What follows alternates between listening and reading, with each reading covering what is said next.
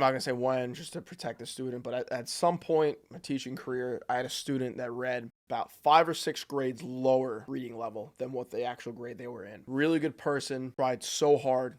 They just were not a student. They had a severe learning disability. And it was worrisome and very upsetting to see. And it was one of the things where other teachers, students were well aware of it and tried offering the most amount of support you could possibly imagine for this student. Mm-hmm. And at the end of the day, it just wasn't happening. But that student, that same student, I went in one day and I was like, oh, my car is like not working. And I'm talking to another teacher. I'm like, it's not working the right way. It's kind of rumbling a bit, blah, blah, blah. And the student overhears me and goes, Mister, here's what I think it is. Blah, blah, blah, blah, blah, blah, blah, blah, blah. It's underneath this part. And I don't know anything about cars, so I can't even say what he said because it's foreign language. Goes way over my head. And I was like, wait a second. I'm like, okay.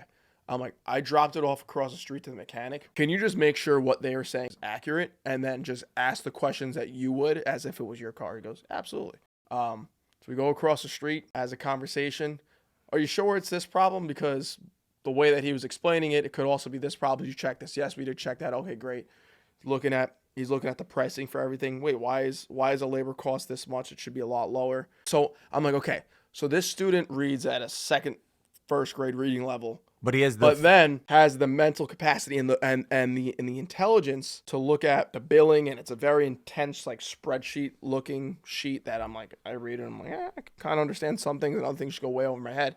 And he's able to break it down and then decipher like, that's BS and okay, this is good work. So help me out, ask the questions that I should have asked, and they kind of set me up nice. And at that moment, I was like, wow, he should never step foot on a college campus because it's not going to do any good at all. He has great interpersonal skills. He's very funny. He's hardworking. He's driven. He should co-partner with someone who might be a little bit more tech savvy or math savvy, or maybe they have better writing skills, and he could open up his own shop. And he would be very successful because he takes pride in the auto work that he does. And he just has a natural knack, like a God-given ability to understand mechanical things like cars and shit like that. And guess what? I have bachelor's degree and a master's degree, and I've been going to school for a while, and I still don't understand. I have a bachelor's degree. I can't do any of that shit. Right. I don't know anything about cars. Right. And like for him to just have that knack, that's very impressive. As a young man. So and that's when I realized that